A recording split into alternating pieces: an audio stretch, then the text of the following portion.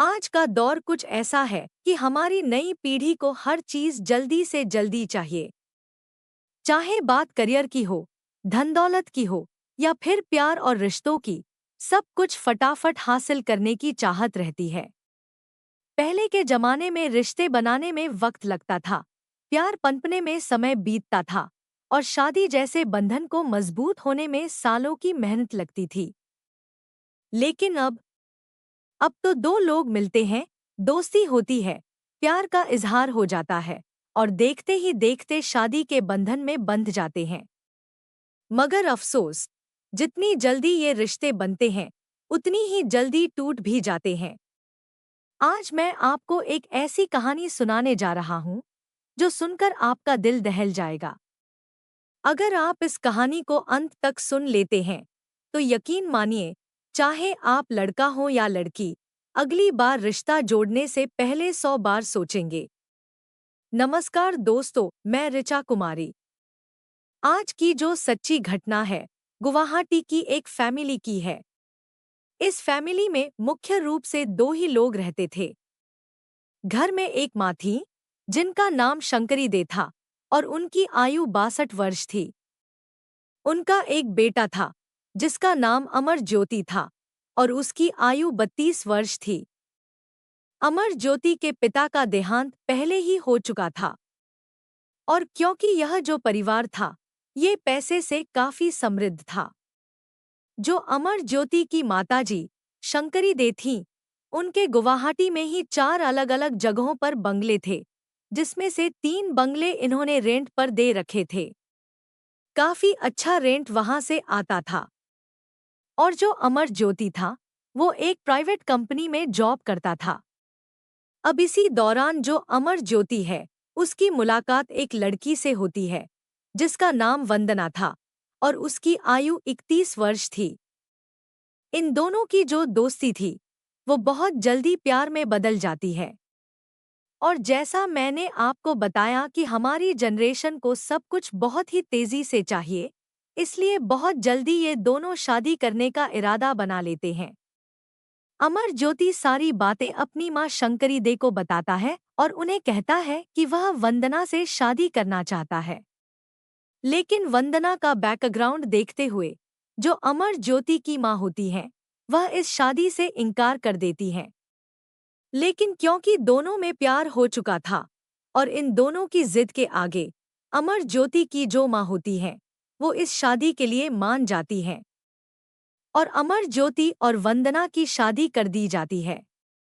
अब क्योंकि वंदना को यह बात अच्छे से मालूम थी कि उसकी सास, यानी कि शंकरी दे, उसे पसंद नहीं करती थी, इसलिए शादी के बाद जब अमर ज्योति अपनी ड्यूटी पर चला जाता था, तो वंदना अपनी सास की खूब सेवा करती थी। उसका व्यवहार अपनी सास के प्रति बहुत ही अच्छा था, जिसके चलते कुछ ही दिनों के बाद वंदना ने अपनी सास का दिल जीत लिया। और क्योंकि जो वंदना की सास थी, उनके पास काफी ज्यादा रेंट भी आता था, वो काफी पैसे वाली भी थी, तो इसी के चलते एक दिन वो वंदना से कहती हैं कि तुम पूरा दिन घर में बोर होती हो, क्यों ना तुम कोई अपना बिजनेस शुरू कर लो और उस बिजनेस के लिए पूरी फंडिंग तुम्हें मैं करूंगी, यानी कि पूरा पैसा तुम्हें मैं दे दूंगी। और इसी के चलते जो वंदना होती है, वो अपनी सास से कहती है कि उसे फिटनेस का काफी शौक है, इसलिए वह एक जिम खोलना चाहती है। और इसी के चलते जो शंकरी दे हैं, वो अपनी बहू वंदना को पैसे देती हैं, जिससे वो अपनी एक खुद की जिम खोल लेती है और उसकी जिम स्टार्ट भी हो जाती है। यहाँ तक सभी कुछ बहुत अच्छा चल रहा था। शंकरी दे अब अपनी बहू को पसंद भी करने लगी थी। लेकिन कुछ दिनों के बाद अचानक अमर ज्योति की माँ शंकरी दे बंगले छोड़कर दूसरे बंगले में रहने के लिए चली जाती हैं। इसके पीछे का जो कारण है, वो आगे वीडियो में आपको मालूम चलेगा कि यहाँ पर वंदना की सास ने वो घर क्यों छोड़ा था।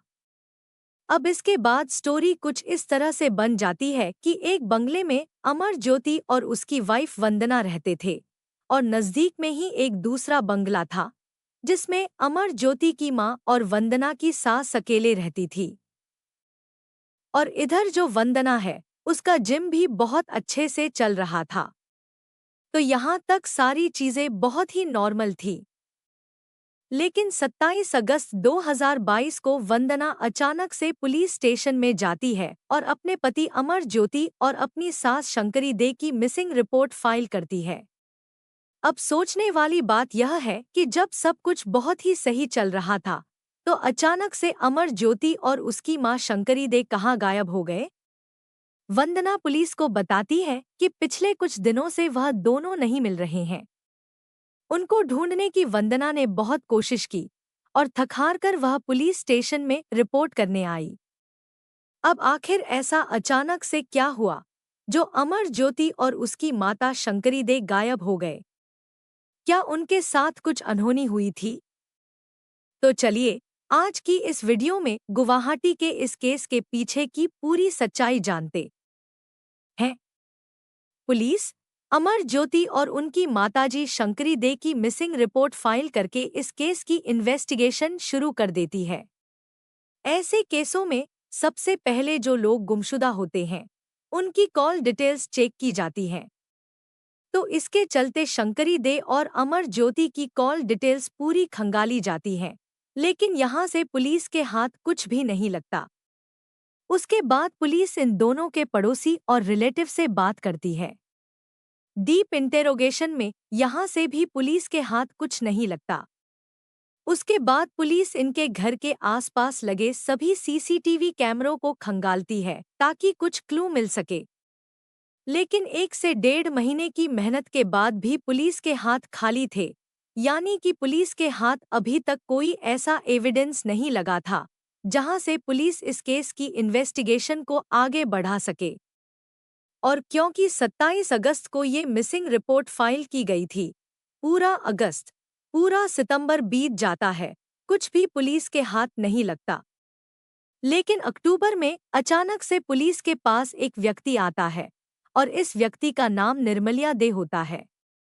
यह पुलिस को बताता है कि यह शंकरी दे का भतीजा है और इसे पता है कि शंकरी दे और अमर ज्योति के गायब होने के पीछे किसका हाथ है।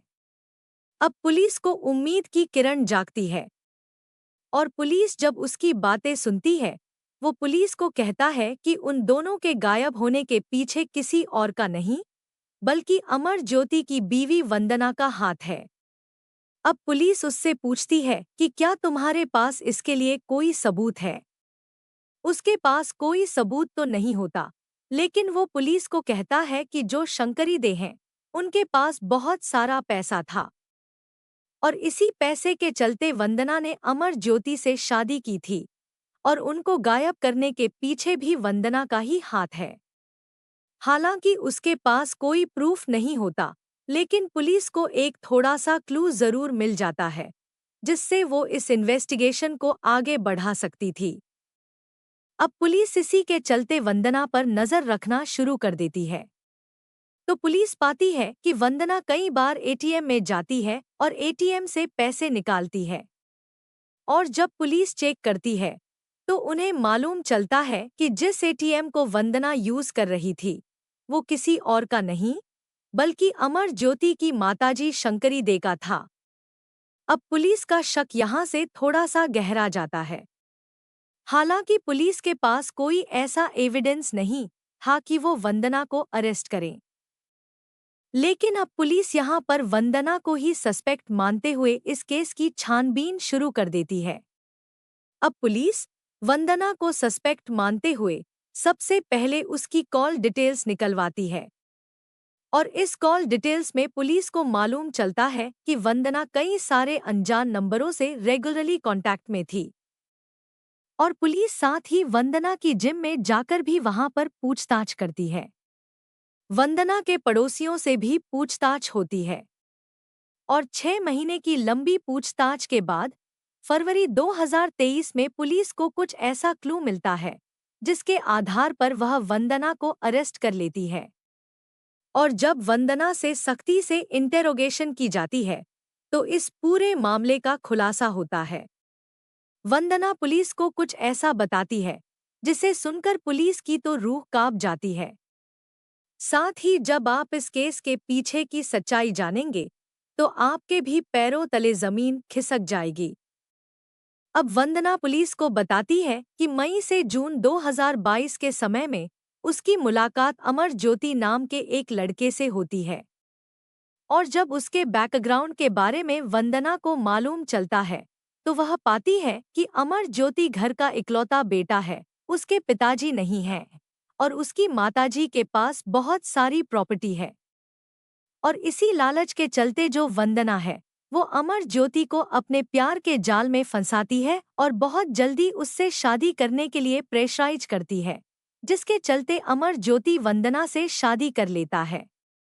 जबकि इस शादी से अमर ज्योति की मां शंकरी दे बिल्कुल भी खुश नहीं थी। अब इन दोनों की शादी हो जाती है क्योंकि पैसे के लालच में वंदना ने एक नकली प्यार अमर ज्योति के प्रति क्रिएट किया था।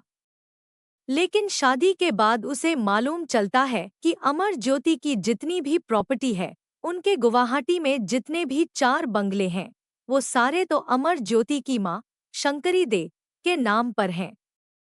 अब यहाँ पर जो वंदना होती है वो अपनी सास के प्रति भी प्यार दिखाना शुरू कर देती है और शादी के बाद से ही वो अपनी सास की पूरी सेवा करती है, जिससे वो अपनी सास का बहुत जल्दी दिल जीत लेती है। और इसी प्यार के चलते जो वंदना की सास होती है वो वंदना को एक नया बिजनेस कि वंदना अगर चाहती तो कुछ और भी बिजनेस कर सकती थी। उसने जिम खोलने का ही क्यों सोचा? तो इसके पीछे वंदना ने रीजन बताया कि जो अमर ज्योति है वो वंदना को फिजिकली तौर पर सेटिस्फाइड नहीं कर पाता था, जिसके चलते जो वंदना है वो जिम खोलने का डिसाइड करती है क्योंकि वहां पर वो कई तरह के मर्दों से मिल सकती थी। उसकी जिम में कई तरह के जो लड़के हैं वो आ सकते थे, जिनसे जो वंदना है वो अपनी जो सेक्सुअल डिमांड्स हैं या फिर जो सेक्सुअल सेटिस्फैक्शन है उसको भी पूरा कर सकती थी। और इसी के चलते जो वंदना है वो जिम खोल लेती है। जिम खोलने के बाद उसकी जिम में कई तरह के लड़के आते हैं और कई तरह के जो लड़के हैं उनसे वंदना की दोस्ती भी हो जाती है। और अक्सर ये लड़के वंदना से मिलने के लिए घर पर भी आया करते थे। और जब वंदना की सास ये सब कुछ देखती हैं तो इसी के चलते वो अपने उस बंगले को छोड़कर दूसरे बंगले में रहने के लिए चली जाती हैं। लेकिन वंदना की सास का उसके घर से जाना वंदना के लिए और भी अच्छा हो गया था, क्योंकि अब वह खुलकर अपनी अय्याशी को पूरा कर सकती थी। अब वंदना की जो दोस्ती है वो उसकी ही जिम में आने वाले 2 लड़कों से होती है, जिसमें एक का नाम अरूप डेका और दूसरे का नाम धंती डेका होता है। इनकी उम्र 27 साल और 31 साल होती है। इन दोनों से वंदना की दोस्ती बहुत गहरी हो जाती है, जिसके चलते वंदना एक दिन इन्हें अपने घर पर बुलाती है और घर पर आकर वो वही सब करते हैं जिसकी चाह वंदना को बहुत पहले से थी। वंदना यहाँ पर धंती डेका और अरूप डेका दोनों के साथ एक साथ ही सेक्सुअल रिलेशन बनाती है। अब उसके बाद जो वंदना है उसको इसकी आदत सी लग चुकी थी और अक्सर ये दोनों उसके घर पर आया करते थे। और इन दोनों के अलावा भी कुछ और लड़के इसके घर पर आया करते थे और ऐसा काफी लंबे समय से चला आ रहा था। लेकिन कभी ना कभी पाप का घड़ा भरता है और एक दिन जब धंती डेका और अरूप डेका वंदना के साथ उसके रूम में थे, तभी अचानक से वंदना का पति अमर ज्योति घर पर आ जाता है। वो पहले घर की डोर बेल बजाता है, कोई गेट नहीं खोलता। तो वह खिड़की से जब अंदर झांक कर देखता है तो वह वंदना को उन दोनों के साथ आपत्तिजनक अवस्था में देख लेता है। अब क्योंकि जो अमर ज्योति है वो एक समझदार इंसान होता है, वो तुरंत वंदना से कहता है कि वो उसके साथ नहीं रह सकता और उसे बहुत जल्द इससे डाइवोर्स चाहिए। और इतना कहकर वो वहां से चला जाता है। अब वंदना भी समझ जाती है कि अगर अमर ज्योति ने उससे डाइवोर्स ले लिया तो प्रॉपर्टी का कोई भी हिस्सा उसे नहीं मिलेगा, क्योंकि सारी प्रॉपर्टी उसकी सास शंकरी दे के नाम पर थी। और इसी के चलते जो वंदना है वह अपने दोनों बॉयफ्रेंड अरूप डेका और धंती डेका के साथ मिलकर एक प्लान तैयार करती है। वो सबसे पहले प्लान बनाती है कि रास्ते से अपनी सास को हटाएगी, उसके बाद अमर ज्योति को रास्ते से हटाएगी और पूरी प्रॉपर्टी अपने नाम कर लेगी। और इसी के चलते अगले ही दिन वो अपनी सास के बंगले पर जाती है। उसके साथ में उसके दोनों बॉयफ्रेंड धंती डेका और अरूप डेका भी थे। वो अपनी सास के घर जाती है और धोखे से उसके सिर पर हमला करके उसे बेहोश कर देती है, फिर गला दबाकर उसकी हत्या कर देती है और उसके शरीर के कई टुकड़े करके उन्हें पॉलिथीन में पैक करके उसी बंगले के फ्रिज में रखकर वापस आ जाती है। उसी दिन रात को वह अपने हस्बैंड अमर ज्योति को भी अपना शिकार बनाती है। जिस तरह से उसने अपनी सास की हत्या की थी, उसी तरह से वो अमर ज्योति के सिर पर पहले किसी भारी चीज से वार करती है, उसका गला दबाकर हत्या कर देती है और उसके बाद उसके भी टुकड़े टुकड़े करके उसके टुकड़ों को पॉलिथीन में पैक करके फ्रिज में रख देती है। और उसके बाद जो वंदना है वो अपना डेली रूटीन शुरू कर देती है। वो डेली जिम भी जाया करती थी। उसके बाद जो उसके बॉयफ्रेंड हैं वो उसके घर पर उससे मिलने भी आया करते थे और यह काफी लंबे समय तक चला। और धीरे धीरे इन तीनों ने मिलकर उन पॉलिथीन बैग्स को उठाकर जंगल के अलग अलग हिस्सों में फेंक दिया। और जब इन तीनों ने मिलकर सभी बॉडी पार्ट्स को ठिकाने लगा दिया, सारे सबूतों को मिटा दिया, उसके बाद ही 27 अगस्त 2022 को वंदना पुलिस स्टेशन गई थी अपने पति अमर ज्योति और अपनी सास शंकरी दे की मिसिंग रिपोर्ट फाइल करने। अब क्योंकि इन्होंने सारे सबूतों को पहले से ही मिटा दिया था, इसलिए पुलिस को इस केस में कोई एविडेंस नहीं मिल रहा था।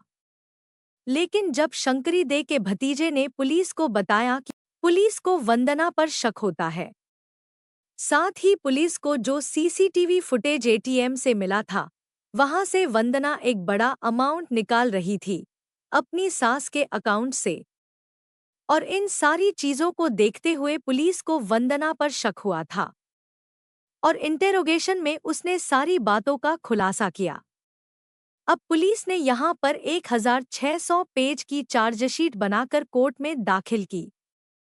यह केस चला, लेकिन दुर्भाग्य की बात यह है कि पुलिस को अमर ज्योति की डेड बॉडी नहीं मिल पाई। हालांकि जो पुलिस है उसने वंदना की निशानदेही पर अमर ज्योति की माताजी शंकरी दे के कुछ बॉडी पार्ट्स बरामद कर लिए थे, लेकिन उनका सिर नहीं मिल पाया था। और अमर ज्योति का तो कोई भी बॉडी पार्ट नहीं मिला, क्योंकि वंदना ने अपने बॉयफ्रेंड के साथ मिलकर उसके बॉडी पार्ट्स को जंगल के बीच में फेंका था, जहां पर कई तरह के जानवर भी रहते हैं। और इसी के चलते क्योंकि बॉडी पार्ट्स की आइडेंटिफिकेशन नहीं हो पाई, लेकिन अपराधी खुलेआम बाहर घूम रहे हैं। इस घटनाक्रम को सुनाने का मेरा मकसद किसी के दिल को ठेस पहुंचाना नहीं है, बल्कि इस कहानी के माध्यम से लोगों को जागरूक करना है। आज की भागदौड़ भरी जिंदगी में रिश्ते जल्दी बनते हैं और उतनी ही जल्दी टूट जाते हैं। गुवाहाटी के एक डबल मर्डर केस ने सिखाया कि लालच और जल्दबाजी रिश्तों को तबाह कर सकती है। प्यार और विश्वास को वक्त दीजिए, सोच समझकर रिश्ते बनाइए ताकि वे टिके और जिंदगी को खूबसूरत बनाएं। कहानी अच्छी लगे तो चैनल को सब्सक्राइब करें, लाइक करें, कमेंट कीजिए और शेयर कीजिए। आसपास के लोगों को ऐसे त्रासदी से बचाएं। नमस्कार, जय हिंद दोस्तों।